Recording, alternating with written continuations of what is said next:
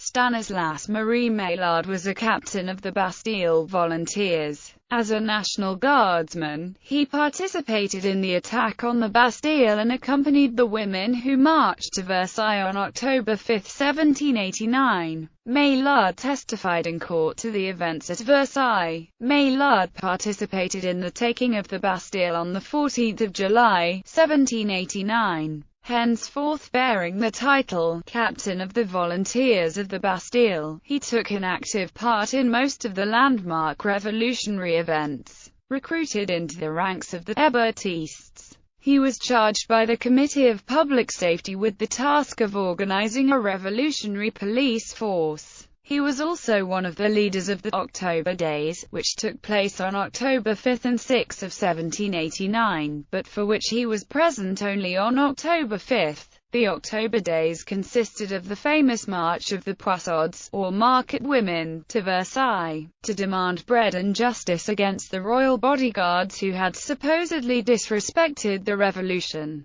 Presenting himself as the spokesperson for the women's grievances, Maillard presented the following statement before the Constituent Assembly. Nous sommes à Versailles pour demander du pain et en même temps pour punir les gardes du corps qui ont insulté la cocarde patriotique one. Or, we have come to Versailles to demand bread, and to request the punishment of the royal bodyguards who have insulted the patriotic cockade. This latter statement referred to rumors that, at the banquet of October 2, 1789, put on for the visiting Flanders regiment by the royal bodyguards, the national cockade had been trampled underfoot. The marchers themselves behaved violently on the 5th, insulting the Queen and the priests they met in the National Assembly, and clashing with the guards of the palace. Named captain of the National Guard in 1790, he signed, on the 17th of July 1791, the petition of the Champs de Mars, which proclaimed the creation of a republic.